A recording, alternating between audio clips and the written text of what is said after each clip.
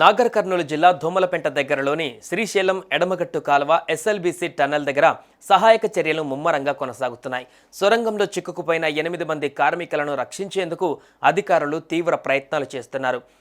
Watering చేసేందుకు సహాయక బృందాలు టన్నెల్ లోపలికి వెళ్లాయి. 12 కిలోమీటర్ల తర్వాత బురద నీరు ఉండడంతో ఎన్డీఆర్ఎఫ్ బృందాలు వెనక్కి వచ్చేశాయి. ఆ బురద వాటర్ను మాన్యువల్గా తొలగించాల్సిందేనని చెబుతున్నారు. దీంతో కరెంటు పునరుద్ధరణ, ఆక్సిజన్ పైపుల ఏర్పాటు, నీటి తొలగింపునకు చర్యలు చేపట్టారు ఇంజనీర్లు. ఎస్ఎల్బీసీ సొరంగ మార్గంలో సహాయక చర్యలు కొనసాగుతున్నాయి. ఇప్పటికే 11 కిలోమీటర్ల వరకు లోకో ట్రైన్లో ఎన్డీఆర్ఎఫ్ బృందాలు వెళ్లాయి. అక్కడి నుంచి 3 అడుగుల మేర నీరు నిలిచి ఉన్నాయి. 11 కిలోమీటర్ల నుంచి 14 కిలోమీటర్ల వరకు నడుచుకుంటూ ఎన్డీఆర్ఎఫ్ సిబ్బంది వెళ్లారు. టన్నెల్ బోరింగ్ మిషన్ వద్దకు ఎన్డీఆర్ఎఫ్ బృందాలు చేరుకున్నాయి. ప్రమాద సమయంలో టన్నెల్ బోరింగ్ మిషన్ వెనక భాగం దెబ్బతిన్నాయి. టన్నెల్ బోరింగ్ మిషన్ 2 వైపులా పూర్తిగా మట్టి, బురద నిండిపోయాయి. ప్రమాద సమయంలో టీబీఎం 80 మీటర్ల వెనుకకు వచ్చిందని ఏజెన్సీ తెలిపింది. ఎంతో కష్టపడి టీబీఎం ముందు వైపునకు ఎన్డీఆర్ఎఫ్ బృందాలు చేరుకున్నాయి. నీరు, మట్టి, బురద తోడే వరకు చిక్కుకున్న వారిని బయటకు తీయలేని పరిస్థితి ఉంది. సహాయక చర్యలపైన నాగర్ కర్నూలు కలెక్టర్ సంతోష్ సమీక్ష సమావేశం నిర్వహించారు.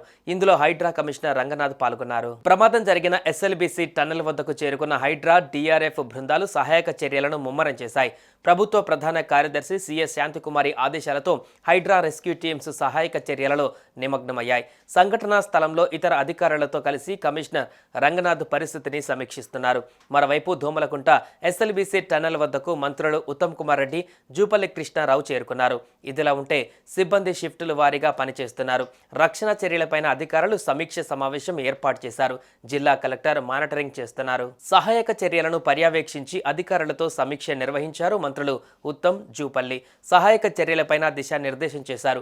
కార్మికులను కాపాడేందుకు టన్నెల్లో సహాయక చర్యలు శనివారం నుంచి కొనసాగుతున్నాయని మంత్రి జూపల్లి వెల్లడించారు.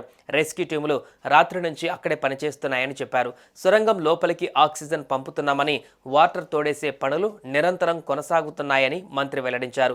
ఇప్పటికే టన్నెల్ బోర్ మిషన్ వరకు సహాయక బృందాలు చేరుకున్నాయని, మరికొన్ని గంటలలో కార్మికులను రక్షిస్తామని మంత్రి జూపల్లి ధీమా వ్యక్తం చేశారు. ఈ ఘటనపైన ప్రధాని మోడీ సీఎం రేవంత్ రెడ్డికి ఫోన్ కాల్ చేసిన విషయం తెలిసిందే. ప్రమాద వివరాలను అడిగి తెలుసుకున్నారు. ప్రమాద స్థలానికి మంత్రులు వెళ్లి సహాయక చర్యలు చేపట్టారని సీఎం రేవంత్ ప్రధాని మోడీకి వివరించారు. సహాయక చర్యల కోసం వెంటనే రాష్ట్రానికి ఎన్డీఆర్ఎఫ్ టీంను పంపిస్తామని ప్రధానమంత్రి సీఎంకు చెప్పారు. అటు ప్రతిపక్ష నేత రాహుల్ గాంధీ తెలంగాణ సీఎం రేవంత్ రెడ్డికి ఫోన్ చేశారు.